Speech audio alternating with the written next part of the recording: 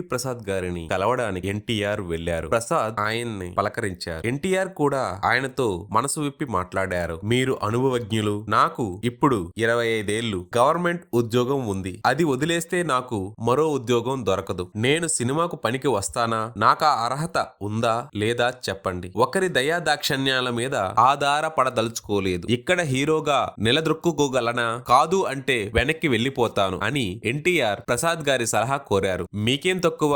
ఒడ్డు పడుగు, అందం, అభినయం, వాచకం అన్నీ మీలో పుష్కలంగా ఉన్నాయి. అయితే వీటన్నిటికీ అదృష్టం తోడవ్వాలి. అది కలిసి వస్తే మీరు అచిర కాలంలోనే టాప్ ఆర్టిస్ట్ అవుతారు అని ప్రసాద్ ఎన్టీఆర్ వెన్ను తట్టారు. ఆనాడు ఎల్వి ప్రసాద్ గారితో జరిగిన సంభాషణ నెమరు వేసుకుంటూ అప్పుడే అదృష్టంతో పోరాడడానికి నిశ్చయించుకున్నాను అన్నారు ఎన్టీఆర్. తరువాత బిఏ సుబ్బారావు గారిని కలుసుకోవడానికి ఎన్టీఆర్ వెళ్లారు. వారి ఆఫీస్ శోభనాచల స్టూడియోలో ఒక మూల షెడ్ లో ఉండేది. తెల్లటి లాల్చి పంచెతో ఎన్టీఆర్ స్టూడియోలో అడుగుపెట్టారు. బిఏ సుబ్బారావు దూరం నుంచి చూపరలను కట్టిపడేసే ఎన్టీఆర్ ముఖాన్ని చూసి ఎల్వి ప్రసాద్ ఆఫీసులో తాను చూసిన ఆల్బమ్ లో ఉన్న ఎన్టీఆర్ గా పోల్చుకుని తన అసిస్టెంట్ డైరెక్టర్ తాపి చాణిక్యతో అదుగో మన హీరో అని సగర్వంగా ఎన్టీఆర్ ని చూడమన్నారు. ఎన్టీఆర్ నేరుగా ఆయన వద్దకే వచ్చి సుబ్బారావు గారు ఎవరండి అని అడిగారు. తన కళ్ళ ముందు నిలబడ్డ యువకుడు ఫోటోలో కంటే అందంగా రాజసంతో ఉట్టిపడుతున్నాడు. సుబ్బారావు ఆనందానికి హద్దులు లేవు. పరిచయమైన తరువాత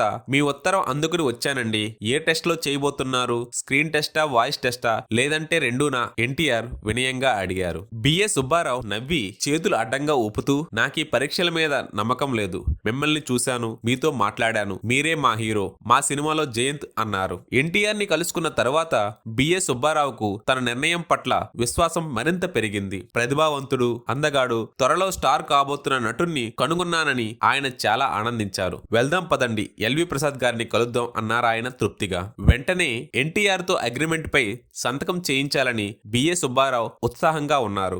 ఎల్వి ప్రసాద్ మాత్రం తొందరపాటు తగదని, ఒక్కసారైనా తెరపై చూడకుండానే ఎన్టీఆర్ ని హీరోగా తీసుకోవడంలో రిస్క్ ఉందని మరోసారి హెచ్చరించారు. ఇది బిఏ సుబ్బారావుకు దర్శక నిర్మాతగా, ఎన్టీఆర్ కు హీరోగా మొదటి సినిమా. వాళ్ళిద్దరిలో ఏ ఒక్కరూ తప్పడడుగు వేయడం ఆయనకి ఇష్టం లేదు. ఎన్టీఆర్ కెమెరా ముందు ఎలా నటిస్తారో, స్క్రీన్ పై ఎలా ఉంటారో నిర్దిష్టంగా తెలుసుకున్న తర్వాతనే నిర్ణయం తీసుకుంటే అన్ని విధాలా మంచిది అని ఆయన అభిప్రాయం. అందుకే మన దేశం చిత్రంలో ఒక చిన్న వేషం వేస్తున్న ఎన్టీఆర్ నటన మొదట చూడమని బిఏ సుబ్బారావుకు సలహా ఇచ్చారు. ఎల్వి ప్రసాద్ అభిమానానికి కృతజ్ఞతలు తెలుపుతూ తనకేమాత్రమూ అనుమానం లేదని, ఎన్టీఆర్ తన చిత్రంలో జయంత్ పాత్రకు అన్ని విధాలా సరిపోతారని సుబ్బారావు చెప్పారు. అదే ఊపులో ఒప్పందం కూడా చేసుకున్నారు. పల్లెటూరు పిల్ల సినిమాలో నటించేందుకు ఎన్టీఆర్ అగ్రిమెంట్ పై సంతకం చేశారు. ఎన్టీఆర్ కు 1116 రూపాయలు పారితోషకంగా ముట్టజెప్పారు. అది ఎన్టీఆర్ నట జీవితంలో మొట్టమొదటి పారితోషకం.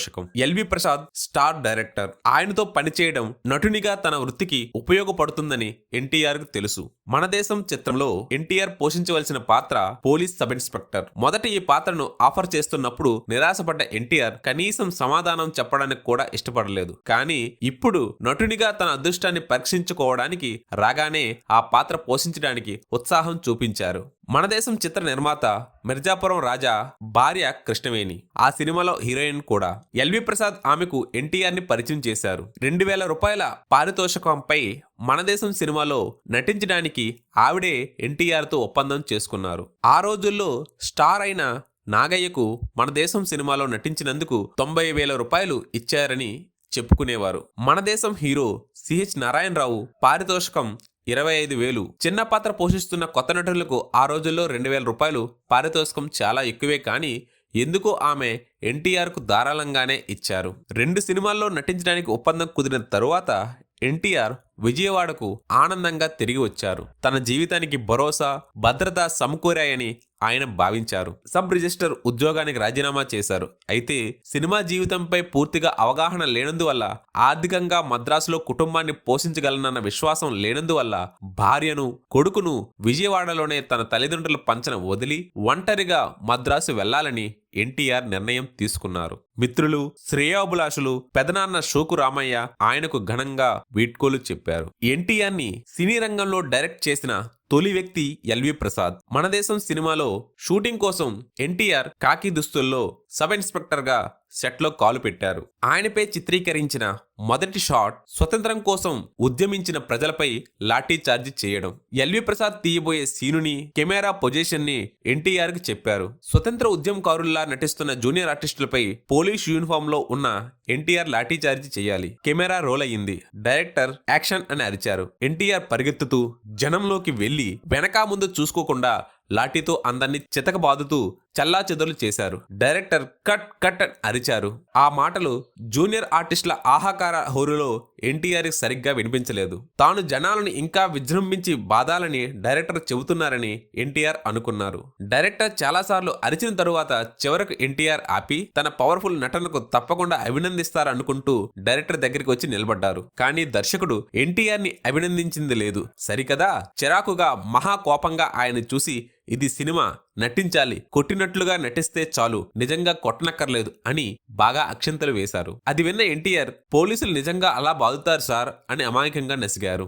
దర్శకుడు రీటేక్ చెప్పారు. కానీ జూనియర్ ఆర్టిస్టులు ఎక్కడా అయిపులేరు. లాఠీని కత్తిలా జులిపిస్తూ తమను కొడుతూ ఉంటే వాళ్ళంతా చెల్లా చెదిరై భయంతో పరుగులు లంకించారు. స్టూడియో అంతటా గాలించి వాళ్ళందరినీ పోగు చేయడం ఒక సమస్య అయింది. ఎలాగోలా రెండో టేకులో ఏ సమస్య లేకుండా షాట్ చిత్రీకరించారు. తెరపై నటించడంలో ఎన్టీఆర్ మొదటి పాఠం నేర్చుకున్నారు. నాటకం వేరు, సినిమా వేరు. వెండితెర నటుడిగా ఎన్టీఆర్ తనను తాను తీర్చిదిద్దుకోవడంలో ఆనాటితో మొదలైంది. మన దేశం సినిమా మొదటి సీన్ షూటింగ్ లో ఆయన హీరో సిహెచ్ నారాయణరావుతో కలిసి నటించారు. ఆ సీన్ షూటింగ్ పూర్తయిన తరువాత తనకు సినిమా రంగంలో రాణించే అవకాశం ఉందా, నిలదొక్కుకోగలనా అని హీరో గారిని ఎన్టీఆర్ వినయంగా అడిగారు. మీకు మంచి పర్సనాలిటీ ఉంది, గొంతు బాగుంది, సంభాషణలు బాగా చెబుతున్నారు, నాటక అనుభవం కూడా ఉంది, కనుక తప్పకుండా మునుముందు మంచి అవకాశాలు వస్తాయి, స్టార్డమ్ కూడా సాధించగలరు అని సిహెచ్ నారాయణరావు ఆయనకు ధైర్యం చెప్పారు. ఆ తర్వాత కాలంలో విధి వక్రీకరించి సిహెచ్ నారాయణరావు చిన్న చిన్న వేషాలు వేశారు. ఆయనకు తన సినిమాలో వేషాలు ఇప్పించడం కోసం ఎన్టీఆర్ కూడా ఇతో అధికంగా సాయం చేశారు. 1988లో ఎన్టీఆర్ ని కలిసిన శాస్త్రవేత్త, రచయిత విఎస్ఆర్ మూర్తి బహుశా అంతకుముందు ఎన్టీఆర్ ని ఎవరు అడగని, సాహసించని ప్రశ్న వేశారు. ఆ ప్రశ్న, మీ అభిమాన నటుడు ఎవరు అని. ఎన్టీఆర్ వాత్సల్యంతో మూర్తి వంక చూసి, ఇంకెవరు, సిహెచ్ నారాయణరావు గారు. నిండు విగ్రహం, ప్రసన్న ముఖం, చదువుకున్నవారు, సంభాషణ శైలి అత్యంత సహజం, మాటల్లో చూపుల్లో పలచటి అభిజాత్యం, వారు మాకు సర్వదా గౌరవనీయులు అన్నారు. ఎన్టీఆర్ సినిమా రంగంలో అడిగిడిన తొలినాళ్ళలో ఎల్వి ప్రసాద్ ఆయనకు మార్గదర్శకులు. ఆయన ఎన్టీఆర్ కు అమూల్యమైన సలహాలు ఇచ్చారు. షూటింగ్ లేని సమయంలో స్టూడియోలకు వెళ్లి ఇతరుల నటన పరిశీలించమని, మెలకువలు నేర్చుకోమని ఆయన సూచించారు. ఎన్టీఆర్ ఆయన సలహా పాటించారు. స్టూడియోల్లో షూటింగ్లు చూస్తూ ఎక్కువ సమయం గడిపేవారు.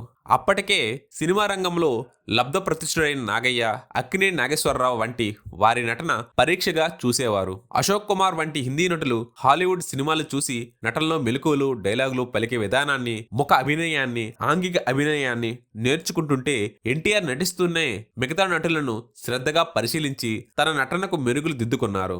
ఎల్వి ప్రసాద్ సలహా మేరకే ఎన్టీఆర్ ప్రతిరోజు సాయంత్రం మెరీనా బీచ్కి వెళ్లి సముద్రపు హోరులో డైలాగులు ప్రాక్టీస్ చేసేవారు.